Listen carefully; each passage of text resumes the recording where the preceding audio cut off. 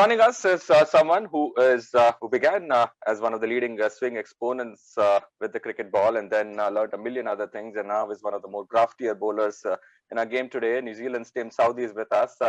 Tim, welcome, warm welcome to you. Thanks for having me. Lovely. Tim, I mean, obviously you tour India every year almost now. All of New Zealand cricket, I'm told, are now on Amazon Prime. Another avenue for Indian cricket fans to catch up with New Zealand cricket, despite all the misery that you inflicted on the Indian team of late. But it doesn't take much time for cricket to catch up in this country, does it? No, it doesn't. Yeah, it seems to one thing seems to flow on after another, but it is amazing.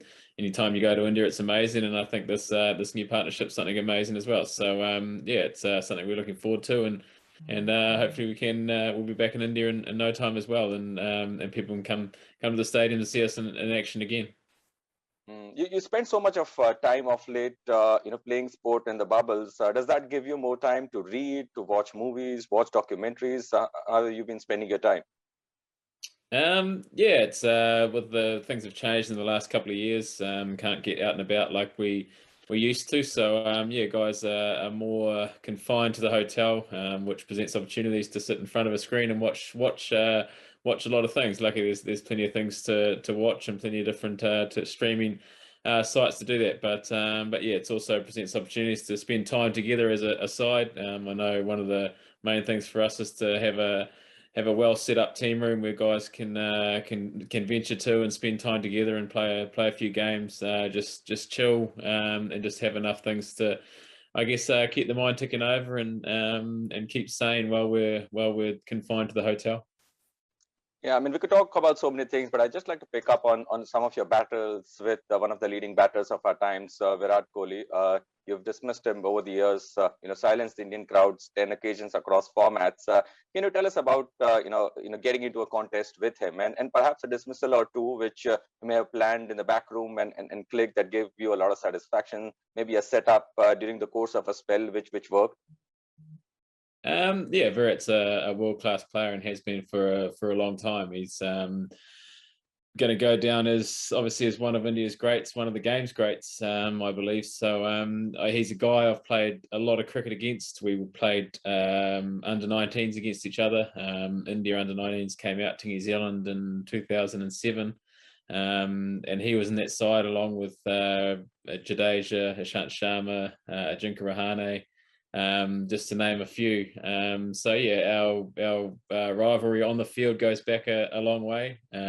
We shared a dressing room for a couple of years at RCB, which is an amazing experience to play on the same side as someone, like I said, that's going to go down as one of the game's greats. So yeah, it's for me as a player, I think you look at trying to test yourself against the best, and for me that's something I really enjoy doing, and Virat's one of the best batsmen in the world. So so for me it's something I really like testing myself against some of the best players in the world. I mean, getting a test wicket is part of a setup always. It's hard work, fast bowling. Any of his dismissals that comes to mind? Yeah, I think any time you do get someone like Virat out, it's a special moment. They're obviously he's a key member of the Indian batting lineup, so for us to see the back of him sooner rather than later is always a good thing. But yeah, there's a lot of planning that goes into place pre-match, and also I guess the information you gather from playing against someone over a long period of time that you can bring out in games as well. But yeah, I think it's hard to single out one. But anytime you do get someone of Virat's class, it's always great for the side and always nice personally as well. And there have been a few tactics that have worked for you guys of late against him. I mean, I think Carl Jamieson's had a bit of success against him. You had a few tricks of your own as well. Is he still the most sought after wicket in the Indian change room, or do you think off late his batting has tapered off just a little bit? No, I guess when you bat the way Virat bats and score the runs, the amount and the volume of runs that he scores, and you have such high standards, when for a couple of games or however long, and he's not performing, I guess, as as amazing as what we're used to.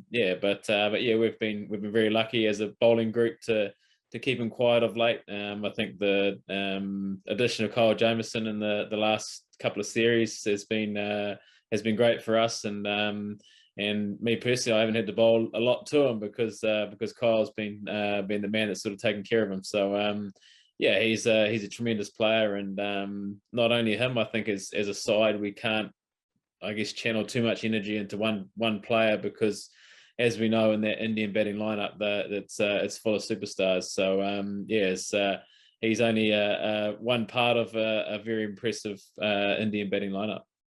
Like you mentioned, you've played for and against him. What's he like? Playing under him. We know he loves enjoying his wickets, but otherwise, when things not going his way, does he get impatient? Is it any different? No, you see he's a very passionate guy about the game that we play, and he loves the game, brings the energy for a side. But I think just getting to know him away from cricket as well, and what an amazing guy he is, and just how much he loves the game, and how much time and effort he puts into the game as well. So I think it was an amazing experience to have the 2 years at RCB and share a changing room with him, see how he goes about his business, and also just to get to know him as a person. Having played against him a lot, you see him as Virat Kohli as a cricketer, and to get him away from cricket and sit around and dinner and have a drink or coffee or whatever it is to actually just talk and just see. Find out interest away from the game, and just get to know him on a more of a personal note was pretty good. He recently made this decision to unburden himself just a little bit. No longer the white ball captain of the India side. He's given up IPL captaincy. Did those decisions surprise you, or you think it's one of those logical things when you've done it over a stretch of time, particularly in a country like India? Yeah, I don't know what I couldn't imagine what it was like to captain India. The pressures that come with captain India. Not only that, as well the IPL franchise as well. So yeah, it'll be interesting to see. He's obviously done it for a period of time now. But yeah, for I guess a fan or someone that enjoys watching Virat Kohli bat, it'll be interesting to see how. The freedom I guess he has now to just put all the energy he was putting into captaincy to now to channel that into just as batting and fielding. So yeah, it's I'm sure a weight off his shoulders in a way, but I'm sure he'll be the person he is. He'll be contributing in some form of leadership throughout the rest of his playing days as well. So I'm sure it'll be great for the captain of RCB and also Rohit Sharma and Team India to have someone like Virat to turn to and have a shoulder to lean on out in the field as well. Tim, tell us who's the tougher batter to dislodge. SG ball, Kookaburra ball, Duke's ball. Take your pick. Kohli, Smith, Joe Root, or is it Kane Williamson in the nets? Yeah, I think just touching on that in the nets. I think we've been very lucky as a side to turn up day in day out and train against quality batsmen. You bowl into the likes of Kane Williamson, Ross Taylor, Tom Latham, these guys in the nets day in day out, who are consistent performers at test levels. So for us, it's a great opportunity to expand our game. Every day we go to training and go up against these quality batters. But yeah, it's hard to single out one person. I know someone early on in my career I didn't enjoy bowling to was Virender Sehwag. Then you've got the likes of the guys that look to attack you, the Sehwags, your Gales, Kohli, these guys who look to get after you, but that also I guess presents an opportunity. And then you've got the likes of your Alistair Cooks and the likes that look to I guess get you out in a different way by just playing a patient long game. But yeah, it's hard to single out the one player. But yeah, there's plenty of quality batters out there. Briefly talking about your bowling, Tim. I mean, you began with in the sharp swing bowler. How much has adding things to your bowling repertoire helped you along the way? I mean, just what's that process been like?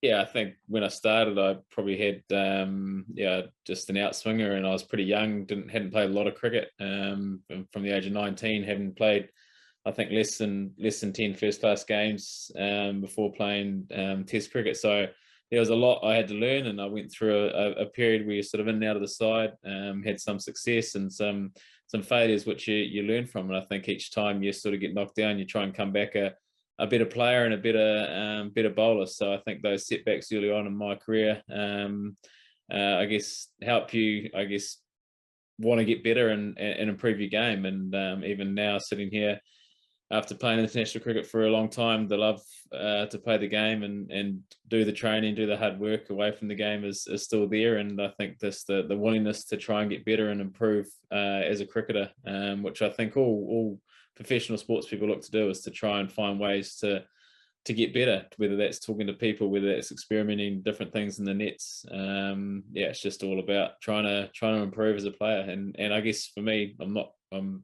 hard to please and very rarely satisfied with where your game's at. So I think always looking to get better.